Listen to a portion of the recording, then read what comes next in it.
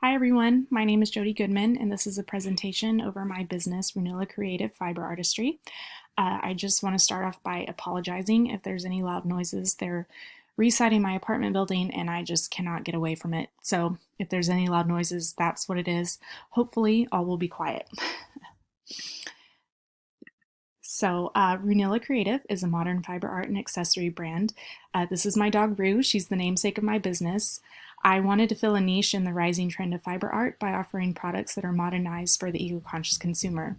All goods are handmade from responsibly sourced fibers, and my target market is women 24 to 55. I use the techniques of weaving, macrame, punch needle, and latch hooking to create my product line, putting a modern spin on crafts that have been popular for decades. My mission for Runilla is to create my products in an environmentally responsible and socially conscious manner, putting special emphasis on the relationship of small business to intentional customer from start to finish. There's a quote that I found that I used to kind of inform the creation of my mission statement, which reads, "What we take, how and what we make, what we waste is in fact a question of ethics." I just thought that was a really beautiful thing that I wanted my mission to emulate. My vision is to be a staple in the wardrobe and home of the modern creative woman while also establishing a reputation for high quality and ethically sourced products. As Runilla grows, this is a vision that I definitely want to consistently and thoughtfully maintain. Year one goals include establishing a productive workspace, finding a metalsmith to collaborate with, or learning to metalsmith myself, creating a core list of reputable vendors whose beliefs align with my own, and updating both my Etsy page and finishing my website. I also definitely want to familiarize myself with the local maker and craft scene. So this is me. Runilla is a sole proprietorship, and if all goes well, I would hope to hire a production assistant after year 3.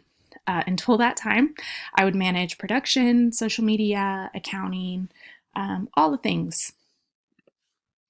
So an industry overview, fiber art is trending currently, but much like the macrame of the 70s, I expect its popularity to fade or transform in time.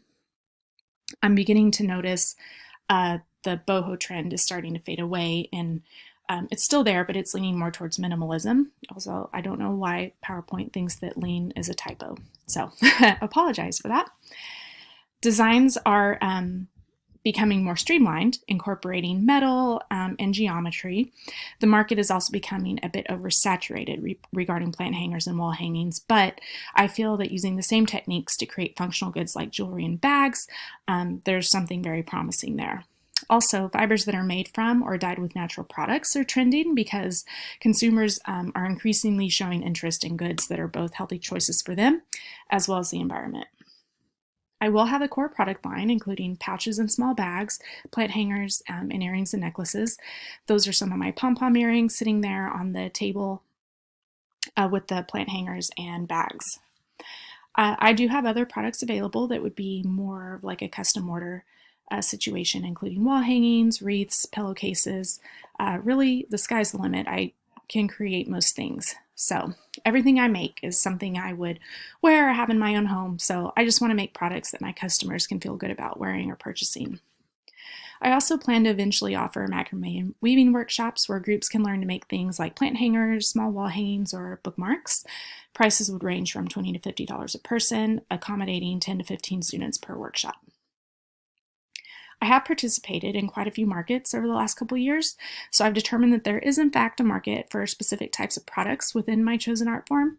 At these markets, I began to notice that the vendors that were consistently the most popular were those selling functional goods like jewelry or clothing or keychains, more specifically in the $10 to $30 price range, and anything above $50 seemed to be a tougher sell.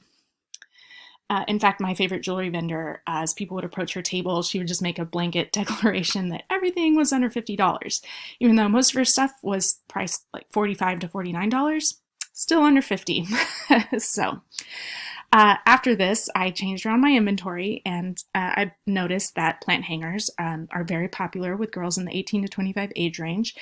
There was a spike in my sales numbers once I added pom-pom earrings. And my punch needle and woven bags are popular purchases, typically as gifts. There is a small market for my wall hangings for people looking for something a little more unique.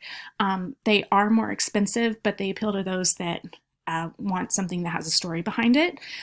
All my hangings are hung from driftwood that I pick up on vacations or just all up and down the East Coast. The standard of excellence that I set for Nilla is to have a reputation for consistent, high-quality, well-designed products that ship quickly. Custom orders would take a longer time, probably about 2 weeks. All orders would be processed through Etsy so that customers can see the status of their order as well as track it. Full refunds will be given for items that are lost or damaged in transit, or if a customer is dissatisfied, as long as they follow all instructions on the care card that I include with every order. Nilla will be based out of my home studio in Cape Elizabeth, where there is a strong and diverse fiber art community, which is actually present throughout southern Maine, which is great. And there's a wonderful locals makers market that I hope to participate in once it can safely resume. A brief overview of materials required to successfully run my business, among them yarn, fabric, and jewelry findings, as well as all the tools needed to make each item. Shipping and office materials that I need are pretty standard.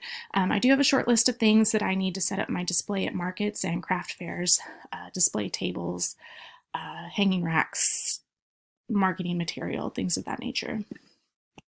I already have a nice list of local and small businesses that I get a majority of my yarn and rope from, with the exception of my jewelry findings, which do come from a larger retailer, but I hope, as said before, to be able to partner with somebody to make those or just learn to make them myself.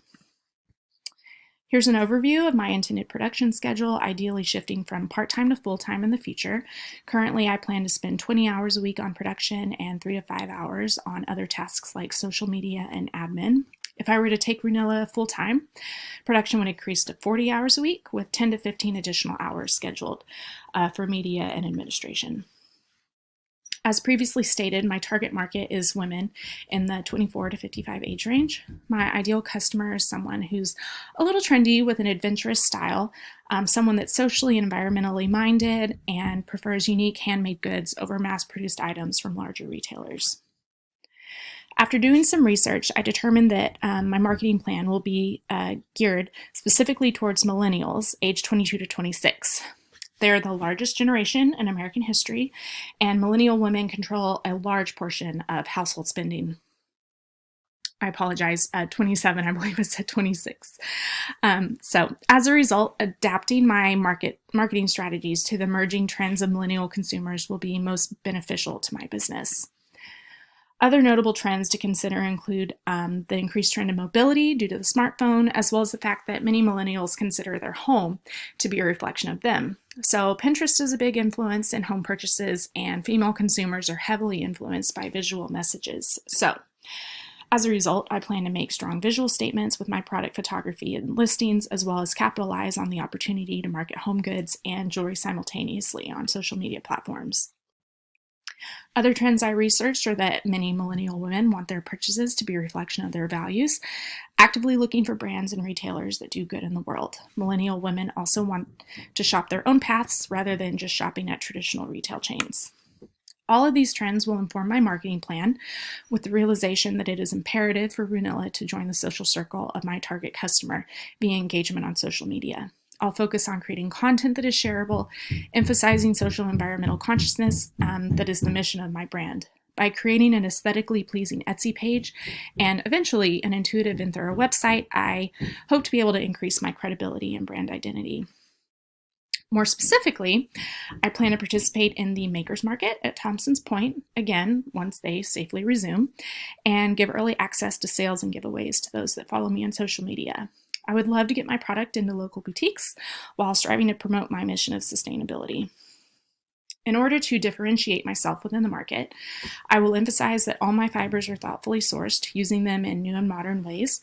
The benefit of using fibers like yarn, wool, and cotton to make things is that I can rely on creative textures and fun colorways while still keeping the end product simple. I would classify my goods as modern bohemian. So in short, this is an updated version of the fiber art that was once so prevalent, particularly in the 70s. Here's a summary of prices for my typical items. As you can see, I try to have a wide variety of price points, again noting that most people like to keep the cost of a single item below $50 and ideally under $30.